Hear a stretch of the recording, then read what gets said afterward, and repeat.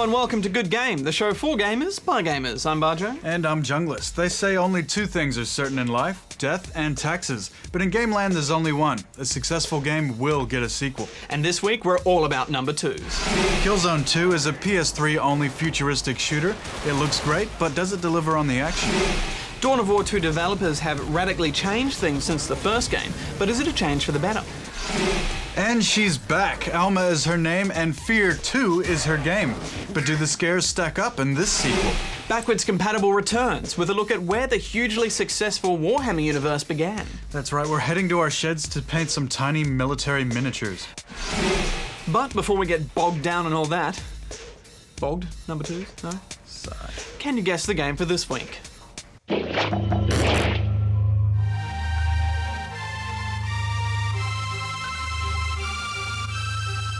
News time.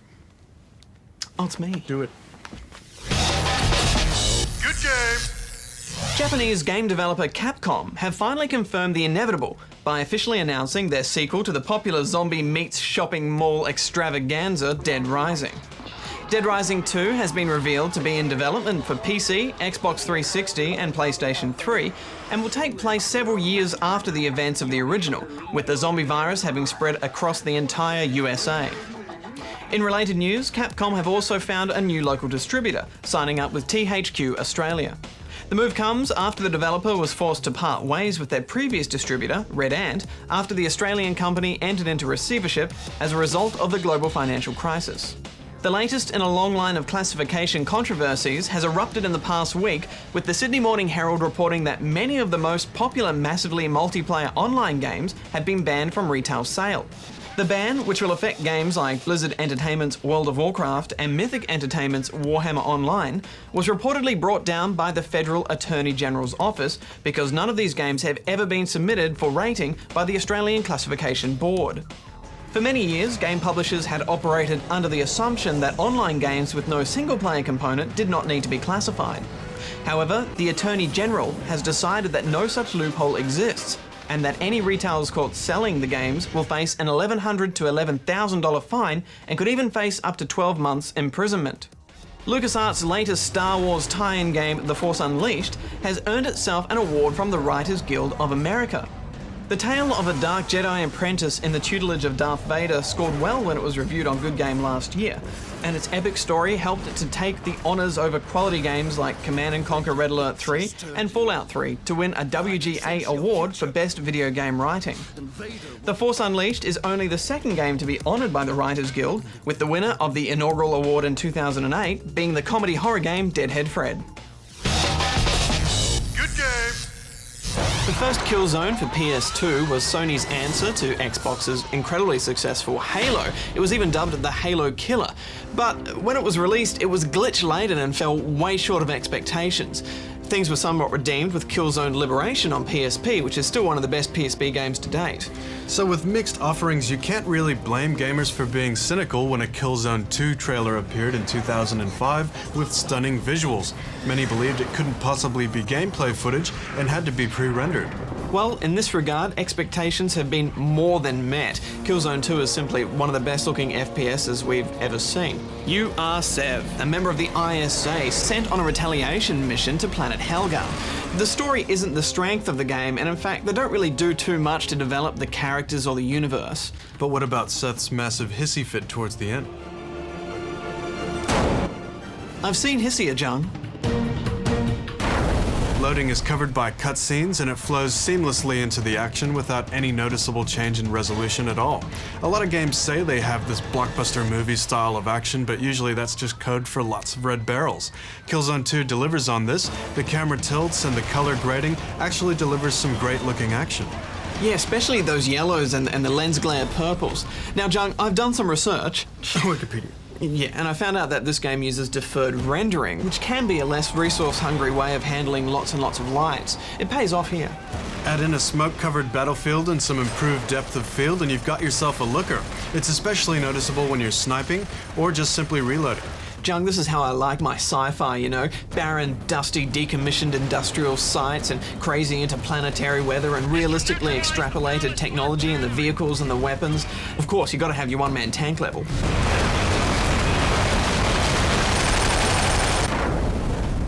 Ah, yes, the mech is fun. It can run and jump like a transformer. It's just a shame they didn't let you control it for too long. A lot of the missions did remind me of a World War II shooter, though, especially the first couple, which were very reminiscent of D-Day. Early on, there is some repetition as you move to an area with a mounted gun and the enemies pile in and you have to defend it. But the action changes pace regularly and even lets you be a bit overpowered just for fun. That's a great technique when done right, like at the end of Half-Life 2 and you get the super gravity gun. It just lets the gamer let loose for a while. Just like we saw with F.E.A.R 2 earlier in the episode, Jung, the devil is in the detail here. You might not catch everything the first time around, there's always something going on. But the last level is unnecessarily difficult just to extend playtime, and we're seeing that a bit nowadays, John. Yeah, I mean, it's okay for games to get harder as they go along, but to just suddenly up it like that on the last level is pretty cheap in my book. There are a few boss fights and plenty of grunts to kill. Cleverly, they're always doing something as you walk into the room, which is much better in most games where you just kind of walk in and they're waiting for you in their little chair and they swivel around with the cat. I've been waiting for you. The Helghast Heavy Soldier is the only one we didn't like. The way to take him down, which is explained ad nauseum by your teammates, is to shoot him in the face, then he does a complete 180, then you shoot his exposed gas tanks. Combat has always been a strength in Killzone. You'll encounter tough areas that need well-placed cooked nades just to get through, and if you can take out one enemy with one nade, you do it. Often the solution to a tough area is just a knife rampage, so don't be afraid to pull out the blade. But this bugged me, Badge. I mean, I like the cover system, but I just spent ages waiting for a guy to pop his head out from cover, and that to me is a pace killer. See, I kind of like that because it added a bit of tension, you know, it made them feel more human to me. It made them feel less human to me. I mean, they're not doing advanced trigonometry or pondering life over there. It's just cover and move. I can see your point, you know, you can kind of predict it, but I still didn't mind it, you know, there's so much else going on. It was good to have to leave one alone and then go to another, then come back to him. I like the hectic pace of it all. We've only had one multiplayer session with the developers so far. It's 32 players online, good large maps, and there's an offline bot skirmish mode as well. It's class-based, so you can choose from engineers to assault to medics, and there are leaderboards and clan support. You can select matches by rank and region, worldwide, or just within your country, which is a feature that all games should have because I hate being forced into a match with someone on the other side of the world. So, assuming the multiplayer holds up, I'm giving this 9.5 out of 10 rubber chickens. Yeah, well, I'd say other than Call of Duty 4, this is pretty much the best shooter you can play on the PS3. I'm giving it 8 out of 10 rubber chickens. Next week, we'll be talking to the game's producer, so if you have any questions you want us to put to him, type it up on our forums. Mission accomplished! Good game! In just a moment, we'll be bringing you our impressions of the latest Warhammer 40k title, Dawn of War 2. But before that, let's get a bit of perspective on this whole Warhammer thing. It all started with these little guys.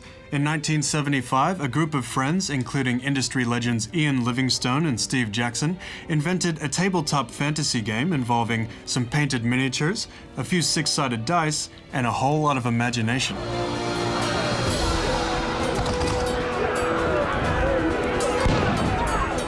The early days of Games Workshop were entertaining, to put it mildly. Gaming hobby did not exist in the 70s, other than board games that we used to import as players from the USA. And Steve Jackson and I decided, we were old school friends, to start a company based on our hobby, which is games. Warhammer role-playing started off first, then it was Warhammer Battles, then Warhammer 40k. And so that's a great big splendorous battle in front of you, which is fantastic. Now, throughout the 1980s, there were plenty of video games based on Games Workshop properties. The problem is, none of them were based on Warhammer. Non-Warhammer strategy games like Apocalypse and the even less Warhammer Battle Cars would come out for the ZX Spectrum long before we'd ever see a glimpse of the pixelated land of Bretonnia. It would happen eventually, but the game to do it wouldn't be from the original Warhammer fantasy universe, it would be from the futuristic Warhammer 40,000. Ever since the first Warhammer 40k tabletop campaign was released in 1987, the game had become hugely popular. The combination of new setting and incredible miniatures pulled players in, and even sparked interest in turning the Space Marines and their enemies into computer stars. The first game to try was Space Crusade in 1993. Based on the board game of the same name, Space Crusade saw you controlling one of 3 Space Marine squads and facing off against a space station full of Tyranids. Like most early Games Workshop games, it played almost exactly like the board game, but the next Warhammer 40k game would put an end to all that. Listen carefully. That game was called Space Hulk. It came out in 1995, and once again you, the Space Marine, had to kill them, the Tyranids. Die, slime ball. This time though, the game wasn't anything at all like the tabletop games that had come before it. It was a corridor crawling shooter with a little bit of strategy thrown in for good measure, and it was pretty cool, even if the difficulty level was constantly set to punish mode. Of course, if you really wanted to see punishment, then you didn't have to wait for long, because the very next Warhammer-themed game to make it to computers was based on this brutal ball sport. It was called Blood Bowl, and it was just like a game of American football, except for the fact that you were tossing around the pigskin with a tribe of bloodthirsty Chaos Beastmen. And foul play wasn't just allowed, it was wholeheartedly encouraged. Of course, all that foul play was just a dice roll back then, and it would take until 1995 for this twisted sports sim to make the transition from cardboard to motherboard with Blood Bowl for MS-DOS. Packing everything that made it a classic board game onto a floppy disk, Blood Bowl for PC gave us all the sports strategy action we could handle, and it brought a whole new meaning to the term football hooligan. That very same year, the first proper game to be based on the original Warhammer fantasy battles would finally arrive. Warhammer Shadow of the Horned Rat initiated the Warhammer series into the real-time strategy genre. Engage! Pitching the player into a campaign against the Skaven, a race of giant rat men. The game's mix of squad-based tactical combat and 3D visuals would even be popular enough to get it a sequel called Warhammer Dark Omen for both the PC and PlayStation. Over the next couple of years, a lot of turn-based strategy games in the Warhammer mold would be released, but the next really interesting game on the Warhammer timeline was this. Warhammer 40k Fire Warrior was its name, and first-person shooting was its game. For the first time, you didn't play as a human space marine. Instead, you took control of a relatively new race, an alien Tau Fire Warrior. You had to go in all guns blazing against the evil forces of chaos, giving Warhammer fans their first chance to actually get up close and personal with the action that they'd usually only see in miniature. Unfortunately though, bland level design and stock standard FPS gameplay was this warrior's downfall, with the game's reception being pretty poor. And that about brings us up to the present. These days, Warhammer fans are getting their fix on various fronts, either through the reigning RTS series Dawn of War, or the World of Warcraft challenging MMO Warhammer Online. Things aren't looking too bad for the future either, with the recent announcement that a reinvention of a cult classic is drawing near. That's right, sports fans, Blood Bowl is coming back in 2009.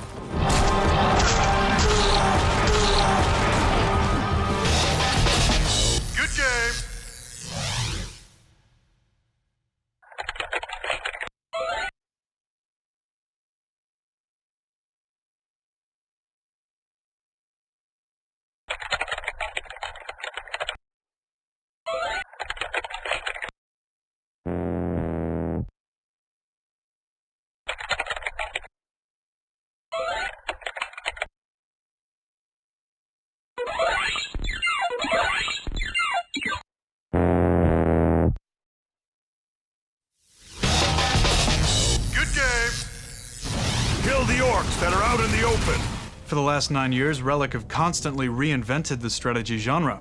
First with the 3D space tactics game Homeworld, then with Dawn of War, which started the trend of shorter, more intense matches. And then later with Company of Heroes, with units properly finding cover and meaningful deformation of the battlefield. And they've kept up the tradition in Dawn of War 2. In multiplayer, you'll have access to all races. That means Space Marines, Orcs, Eldar, and the one we've all been waiting for, Tyranids. But the single-player campaign is all about the Space Marines. Out of 6 squads, you can take 4 into battle, forcing you to pick your strengths, such as the Devastator Marines, who specialize in heavy machine suppressive fire, or the Assault Marines, who can rocket jump over enemy lines and force a melee combat. On top of that, each squad is customizable. Squad leaders never die, and as they level up, you decide which of their skills to grow. Typical RPG stuff, and it doesn't stop there. Some enemies even drop gear that you can wear. Yeah, and this gear has different stats as well, like plus orcs or plus damage or plus hit points, and I like this change in direction, Jung. It's kind of addictive.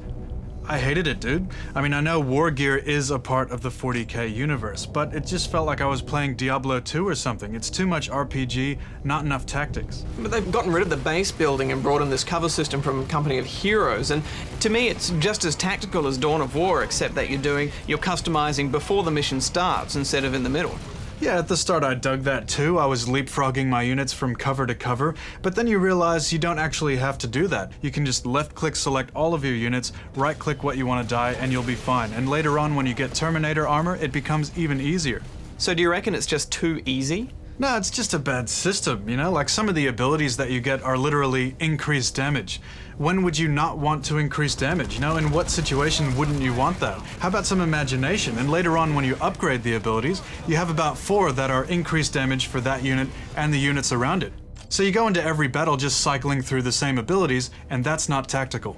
Every mission also tends to be the same. You pick which area you want to attack or defend in a risk-style campaign, and you can do these in co-op as well, but every map is walking your way up through idle enemies and then taking down the boss with 1 or 2 abilities. May death erase the memory of the shame. It's not until the last mission that you get what every Dawn of War player has been craving since 2004. Waves of Tyranids. The last mission is so good it almost equals like the worst mission in Company of Heroes. And it's a fair point that Dawn of War has always been about the multiplayer, but you know, a large percentage of people don't go online with RTS games, like 80 to 90%, and with such a disappointing and short single-player campaign, it's just not good enough. We claim this in the Emperor's name. When it comes to multiplayer, all of these niggles just seem to melt away. It's a pretty radical new format, but abilities are more balanced, cover actually matters, and the micromanagement is tactical rather than tedious. Again, there's no base building. Each side has 1 protected spawn point on the map. Each unit has their own tech tree, which you customize mid-battle. There is a degree of resource management though. You'll have to capture requisition points on the map so you can deploy more units, and you'll also have to capture power points. Around these you can build power plants. This kind of forces you to put your critical structures in the middle of the battlefield, meaning whoever has the upper hand also has a degree of vulnerability. Which is good too, because people forget when you get rid of base building, you get rid of base destroying. Each faction has 3 leaders to choose from, and each of these have their own abilities and units, so they're essentially sub-factions, and it'll be fun coming up with different ways to, take out your enemy and use different tactics with these. It's the action-packed, micro-intensive 10-minute matches that Dawn of War players know and love. You'll only get suckered into a long game when you're evenly matched, and those are the best games. And it's fair to say, assuming StarCraft 2 is as good as the original, that when it comes out, all RTS is just gonna stop. Especially for competition. It'll be like if you're good at America's Army. Well, good for you, well done, but it's not Counter-Strike. So Jung, I think if we broke up our scores and I just scored the single-player component of the game, it's just too short, there's not enough variety. It's a 5.5 out of 10. Yeah, they are very different, aren't they? Multiplayer, on the other hand, I think has great potential. It's a radical change. We're yet to see how popular it will be, but one thing's for sure, all of the community support is already there. The replays, the shoutcasts, the strategies, all that stuff from day one. I'm giving it an 8 out of 10 rubber chickens. Let our enemies beware, for victory is ours. In this week's What Were They Thinking? The jobs in Fable 2. Late last year, Fable 2 had both gamers and critics enthralled in its rich landscapes, compelling multi-strand story, and clever gameplay. So what were they thinking when they designed one of the lamest ways ever to earn in-game cash? Blacksmithing involved you having to hit the A button when a ball passed through a shaded area on an arc. A perfect hammer blow. Over and over and over again. Wood chopping, more of the same. We've got all sorts, And you guessed it, working in the pub pulling beers? Absolutely identical. Look at the head on that. Lovely. In an otherwise excellent game, you can but wonder, what were they thinking? Good game.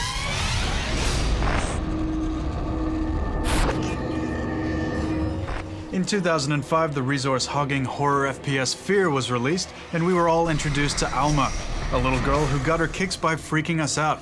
It had great atmosphere and slowdown gameplay that made you feel like the one. I still have nightmares about that helicopter bit at the end, Jung. You have nightmares about crystals, Badge. Crystals are weird, and I don't much care for them.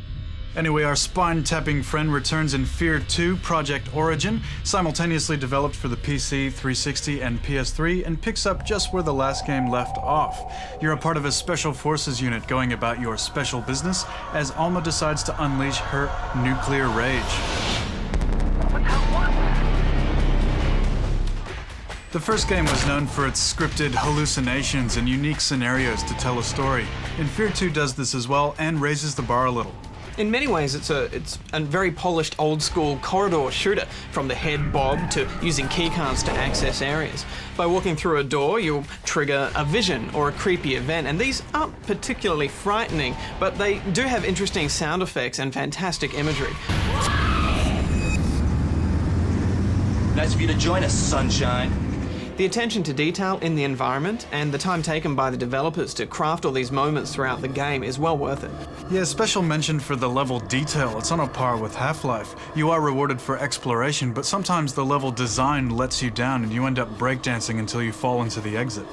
Because of the variety in enemies and weapons, the action isn't predictable like Dead Space, and every time you're about to get bored, a new weapon or enemy will pop up, or if you're really lucky, both. You've got your standard and your heavy replicas who'll turn over table for cover. You can do this as well, but it's a bit of a time waster because the button to reload is also the button to turn over the cover, so it gets a bit counterproductive in the midst of battle. Spectres look great, and the Puppet Master is especially fun to take down. Creepy backwalkers like to climb the walls, and they're a lot more fun to actually let get a bit close so you can go the foot. Our favorite, though, is the Cloaked Soldier, who's really fun to engage because of the visual distortion he leaves behind when you kill him. Combine these guys with the grainy Silent Hill-like effect, and you're constantly forced to check your six, which is what a good horror game should do. Yeah, you definitely need to go the slowdown on those guys, Jung. Yeah, but I wasn't a fan of the slow-mo. You know, it just makes you lazy because it's the answer to every problem in the game. Headshots are too easy. It's an I win button. But I want to win, Jung. I hear what you're saying, though. You know, it does turn into a bit of a spam fest, and I think that on a harder difficulty setting, F.E.A.R 2 is a better game. Slowdown does play a slightly more important role a bit later on at the end of the game. Well, I do think the replicas move much faster than they should, just to balance that ability out a bit. AI in F.E.A.R is stimulus-based, which means the enemies will respond to what you are doing. If you're pushing hard, they'll respond with force, and if you're taking your time, they'll creep forward and try to displace you. They also recognize when you're near a barrel or an environmental object, and they'll activate that to try and take you down. We spoke to primary art lead on the game, Dave Matthews, and asked him about storytelling techniques used in the game. I think there's two ways you can always approach a great story. One is you can tell the story. Another way is you can show the story. By showing the story, I think, and ultimately that's one of our driving forces in F.E.A.R 2, is that we're actually trying to get the player to experience everything. So he understands the story from an experiential level. And the rest of that interview is on our site, including a story about how they poked a dead bird to get sound effects for the game. Jung, did you know that Dave Matthews was the art designer of Kratos from God of War? Oh man, we should have got him to sign our figurine. I know, well, he's missing an arm at the moment. I think he's been fighting with Companion Cube. He said, actually off camera, that everybody on God of War was just a veteran in the game development industry, and that's why it all kind of came together so well. Anyway, back to F.E.A.R 2. It's a good game with some good moments. I'm giving it 8.5 out of 10 rubber chickens. Multiplayer looks good, especially because the sensitivity controls are spot on. I'm giving it 7.5 out of 10 rubber chickens. We reviewed the PS3 and 360 versions. Good game. So gamers, did you guess the game for this week? It was Chrono Trigger, the cult classic JRPG produced by Square Enix. Way ahead of its time, the game moved away from the traditional turn-based combat system to allow players to fight in real time. It had some of the most celebrated talent in gaming history behind it, with the brains behind Final Fantasy, Dragon Quest, and even the Dragon Ball franchise, all working together to make one of the most critically acclaimed JRPGs to date. The game featured a complex story with multiple endings, character-driven side quests, outstanding visuals, and an epic soundtrack. Good game. Unfortunately, it was never released in Australia. Until now, with a version on Nintendo DS. And it's made the transition pretty well. It's pretty much the exact same game with some new areas. No multiplayer arena mode, and the music is still epic. Next week, one of the most iconic and successful shooters of all time gets reinvented as a strategy game. It looks great, but can Halo Wars cut it as a console exclusive? We meet Ray, new to the Good Game team. She'll be talking to some successful artists who use their love of video games as inspiration for their work. And you've asked for it, we look at one of the most influential gaming systems of all time, the Super Nintendo Entertainment System. Until next week, gamers, Barjo out. Junglist out.